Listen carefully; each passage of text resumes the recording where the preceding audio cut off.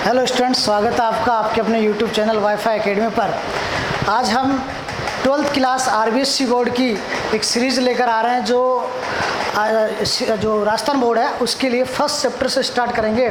तो हमारे पास पहला चैप्टर है रिप्रोडक्शन इन एंजियोस्पर्म प्लांट। तो रिप्रोडक्शन जो होता है एंजियोस्पर्म प्लांट में वो दो तरह से होता है।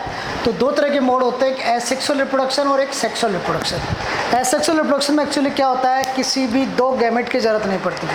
मीन्स एग और स्पर्म जैसे दो गैमेट की ज़रूरत नहीं पड़ती, मेल गैमेट और फीमेल गैमेट की ज़रूरत नहीं पड़ती। कोई भी एक पार्ट जो होता है प्लांट का वो एक नए प्लांट के अंदर डेवलप हो जाता है, उसको बोलते हैं एसेक्सुअल रिप्रोडक्शन।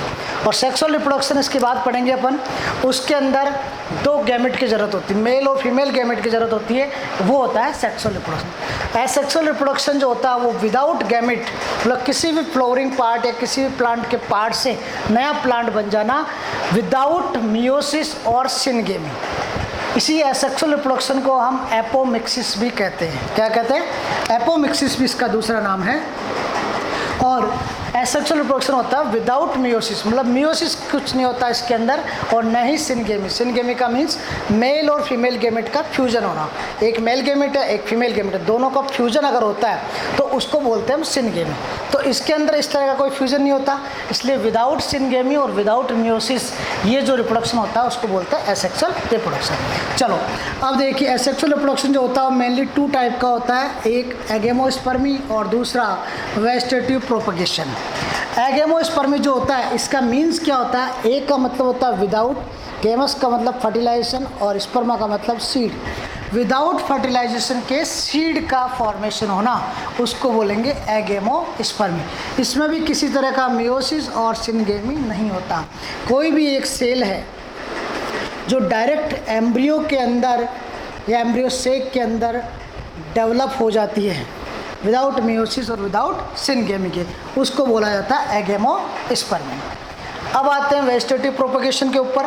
वेजिटेटिव मतलब कोई भी वेजिटेटिव पार्ट प्लांट का, चाहे रूट हो, सूट हो, लीव्स हो या कोई फ्लावर पार्ट हो, उसके द्वारा अगर नया प्लांट का फॉर्मेशन होता है तो उसको बोलते हैं वेजिटेटिव प्रोपगेशन।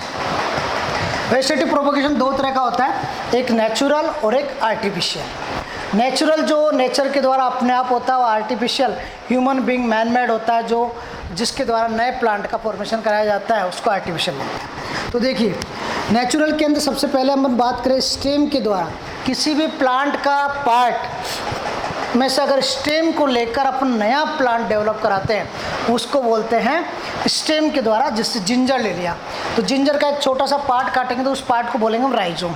उस पार्ट को अगर अपन सॉइल के अंदर लगा देंगे तो उससे नया प्लांट का फॉर्मेशन हो जाएगा। तो ये इंपॉर्टेंट है, ये जो चीज़ें बता रहा हूँ ये सारी इंपॉर्टेंट है कि जिंजर का कौन, राइजोम किसका पार्ट होता है, ट्यूबर किसका पार्ट होता है, ये एग्जाम के अंदर बहुत ही ज़्यादा पूछे जाते हैं, नीट के अंदर, एम्स के अंदर भी पूछे जाते हैं। तो राइजोम किसका पार्ट होता है? जिंजर का। पोटैटो का ट्यूबर, पोटैटो को छोटे छोटे पार्ट काटेंगे और काट कर उन पार्ट्स को अगर सॉइल के अंदर लगा देंगे और पानी देंगे तो उसके बाद नए प्लांट का डेवलपमेंट हो जाएगा। तो पोटैटो का ट्यूबर। गार्लिक और ऑनियन का जो पार्ट होता है उसको हम बोलते हैं बल्ब, कोलोकेशिया को कॉर्म, ग्रास को रनर। इसी तरह से मिंट का हुआ शक्कर।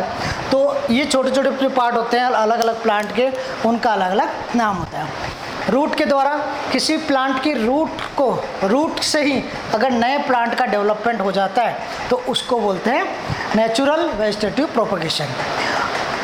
कोई प्लांट की रूट है, जैसे नीम हुआ, जास्मिन हुआ, इनकी रूट से ही डेवलप होकर नया प्लांट बन जाता है तो।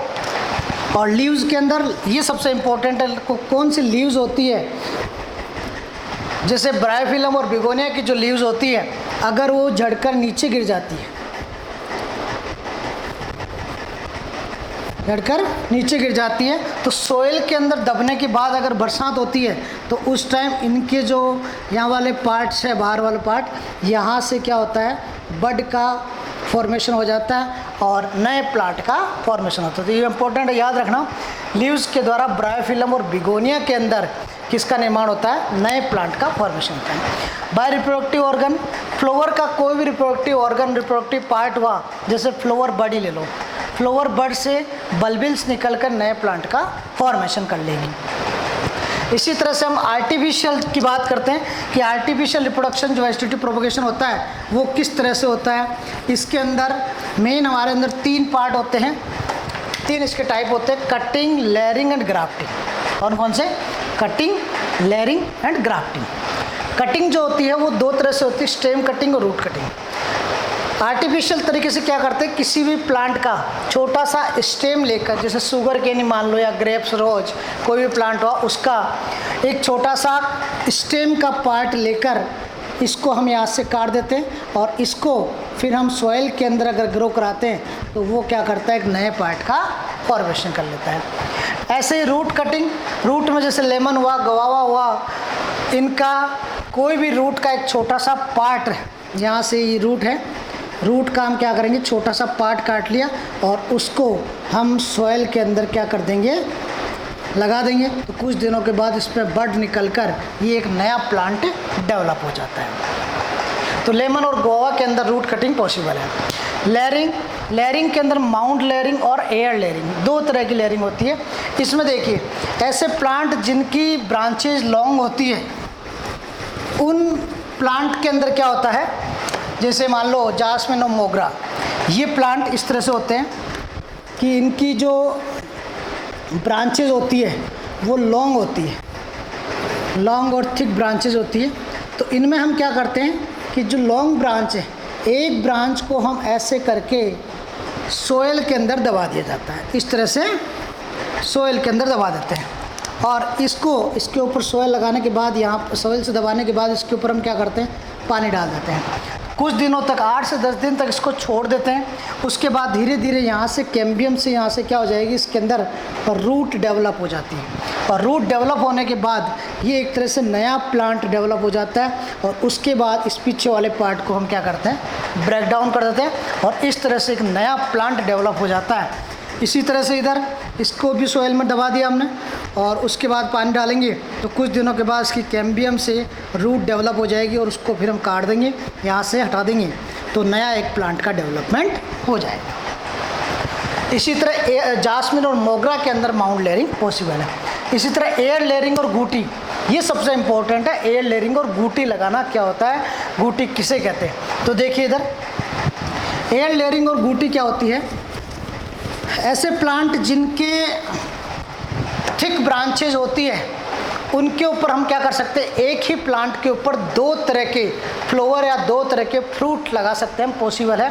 तो देखिए, एक कोई प्लांट है इस तरह से जिसके अलग अलग थिक ब्रांचेज निकली हुई है और अब हम क्या करते हैं, ये मान लो एक पोमग्रेनेट का प्लांट है, इसी के ऊपर हम चाहते हैं कि पोमग्रेनेट के फ्रूट भी लगे और लीची के भी फ्रूट लगे। तो हम क्या करेंगे, लीची की एक छोटी ब्रांच लेंगे, उस ब्रांच को हम यहाँ से इसको ऊपर से बार्क को छील देंगे, बार्क को छीलने के बाद इसको और उस लीची की बार्क को भी ऊपर से कट कर देंगे।